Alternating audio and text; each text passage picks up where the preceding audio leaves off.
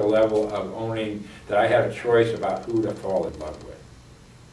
You know, because we get taught about love in this culture like it's this like camouflaged hole in the sidewalk we fill in. You know, I can't help it, I love him. You know, I can't help it, I love her. You know, and you know, when I used to work in treatment centers and we'd have somebody come in complaining about, you know, their spouse that was so awful, I say, well, why do you stay? Oh, I just love him. You know, I said, no, what's the real reason? You know, because the real reason always had to do with fear. It didn't have to do with love. You know, because we use love as an excuse. But so it's really important to own that there's a choice involved in who we fall in love with. Far enough along to realize if I met somebody that felt like my soulmate, I better watch out. And one day on April 1st, which, you know, as some people call April Fool's Day, I met a woman that felt like my soulmate. And, you know, I was just walking down the street from my house, and she came out of this other house, and we ended up walking together into this meadow where I'd like to go, and we talked for like hours, you know.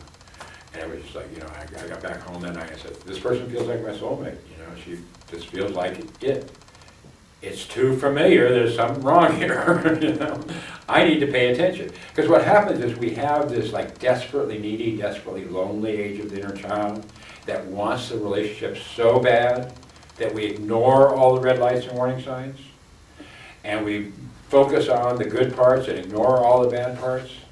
And then, you know, 2 years later or 20 years later, we say, I knew back then it wasn't going to work, you know.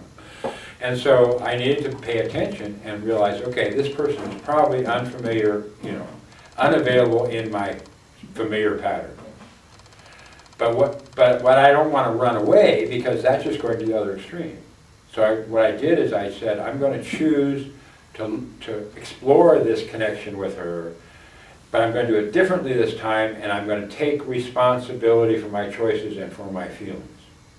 And I'm not going to let myself go to that place where I'm all a victim of her not realizing how wonderful I could be for her, you know, and putting all that energy into trying to change her to get it. You know, I used to actually write down the conversations. You know, I'm going to say this and this and this, and then she's going to say this, and I'm going to say this and this, and I'm going to say, and then she's going to get it, and all of a sudden she's going to realize how wonderful I could be for her. And you know, it didn't work because the other person never had the same script I had.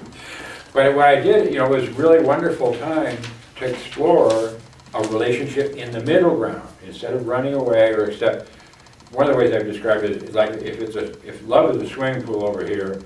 I either kept my back to it and pretended like I didn't want to go swimming, or else I jumped in the deep end without looking to see if there's any water.